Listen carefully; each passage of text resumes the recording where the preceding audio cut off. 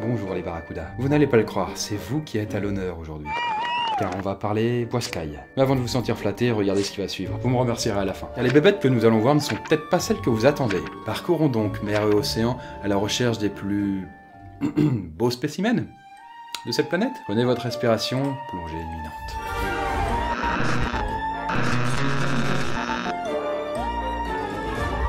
C'est bon, tout le monde a enfilé sa combinaison, ses palmes et ses bouteilles d'oxygène? Ce qui d'ailleurs, juste entre nous, est un abus de langage, puisque les gaz contenus dans la bouteille de plongée ne se limitent pas à l'oxygène. Voilà, bon. Allez, c'est parti, voguons entre les océans Pacifique, Indien et Atlantique, à la recherche de la Melanocetidae. Putain... qui se balade entre 1 et 3 km de profondeur. Ce nom ne vous dit peut-être rien? Bon, si je vous dis Baudroie des abysses, toujours pas? Et si je vous montre ça? Ça vous parle plus? Ce poisson n'est-il pas ravissant? D'ailleurs, je dis poisson, mais on devrait dire poissonne, puisque seule la femelle a une toute petite loupiote, comme celle que je vous montre en image depuis tout à l'heure, ce qui lui permet, et je vous le donne en mille, d'attirer ses proies. C'est toujours mignon une petite lumière dans le noir. Et plus généralement, ce sont ces dames qui sont en supériorité numérique. Cela s'explique par l'implication légèrement trop... impliquée des mâles lorsqu'ils rencontrent l'élu de leur cœur. Recitons le contexte. Les Melanocetidae mâles n'ont qu'un seul objectif de vie, trouver une compagne. Bon, c'est pas si éloigné d'un être humain. Je diverge. Donc dès qu'ils aperçoivent une nageoire féminine, tellement de sex appeal, ils se jettent sur elle. Au sens propre, ils vont la mordre pour rester accrochés à elle.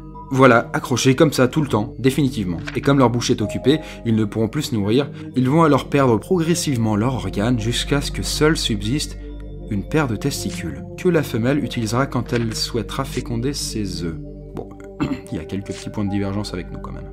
Vous savez donc maintenant ce que sont ces petites taches blanches sur le corps de la poissonne. Allons maintenant observer la version aplatie de la Baudroie des abysses, non loin des côtes d'Europe, dans le coin de la Provence. On le retrouve enfoui dans les fonds sableux et vaseux, dans l'attente perpétuelle de petites proies innocentes, qui se laissent hypnotiser par sa loupiote. J'ai nommé l'Opius piscatorius. C'est bien ça, oui. Pour info, on l'appelle également la baudroie commune ou la lotte. Ça vous dit peut-être quelque chose? Bien qu'il ne s'agisse probablement pas de la même lotte que vous connaissez, c'est-à-dire un poisson à la chair blanche. Celle-là se commercialise aussi sous le nom de queue de lotte. Pour des raisons esthétiques, on coupe toujours la tête et on dépaisse la baudroie de ses épines dorsales, avant de la proposer à la vente. On peut comprendre que ce serait un peu moins vendeur. Faudrait quand même pas choquer le client, parce qu'il y en a de la viande dans cette bestiole, qui mesure en moyenne 1 mètre de long pour une 60aine de kilos. Achetée fraîche ou congelée, on la déguste sautée ou grillée, bouillie ou frite, et même au four au micro-ondes. Bref, elle se bouffe. Quoi, elle n'a pas l'air appétissante? Rassurez-vous, une fois cuite, sa chair ressemble, paraît-il, à celle de la langoustine. Mais il s'agit d'une espèce en voie de disparition, donc à consommer avec modération. Vous ne trouvez pas qu'il y a comme un petit froid? Remarquez, c'est pas étonnant, il ne fait que 2 degrés dans les abysses. Remontons donc, si vous le voulez bien, vers les eaux douces d'Amérique du Sud, à la recherche de notre prochain spécimen. Un petit peu particulier celui-là, puisque personne n'est d'accord sur son histoire. Nous avons affaire au pacu, ou pacu, ou plus exactement nommé par les médias le piranha à dents humaines, dévoreur de testicules humaines. Heureusement, dans ce charmant surnom, pas une seule info n'a été scientifiquement prouvée. Le pacu n'est pas un piranha, puisqu'il est omnivore à tendance herbivore, mais il est apparenté au piranha, car ils font tous les deux partie de la sous-famille des Serrasalminae. Bon, c'était pas forcément vital de savoir ça, mais merde. Le détail qui les différencie se situe au niveau de la dentition. Pas besoin d'être un expert pour le voir. Et étrangement, les dents du pacu ressemblent à des dents humaines, ce n'est pas pour autant qu'elles en sont.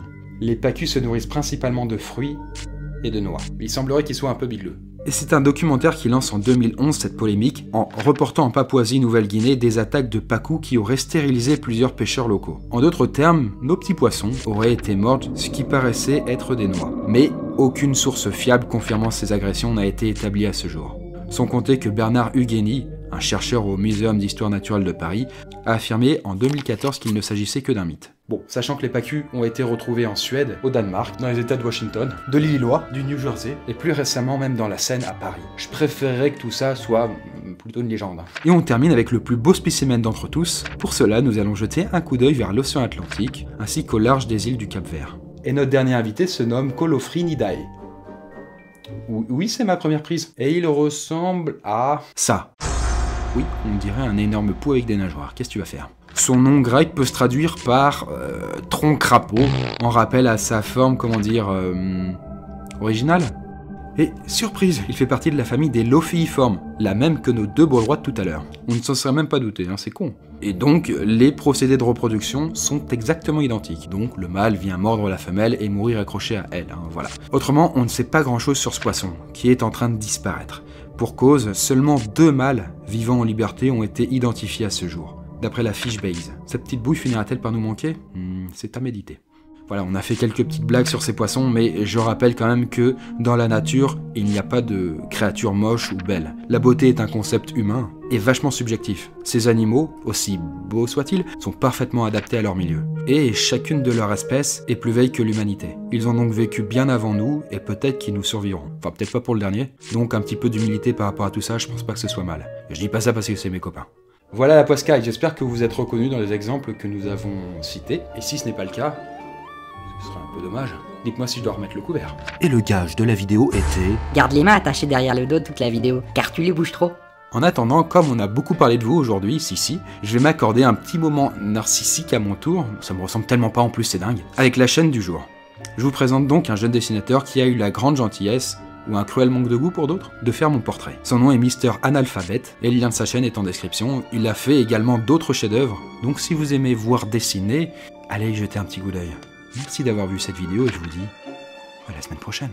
Bye bye. Dernier invité se nomme Colono. Notre dernier invité se nomme Colofri Nidet.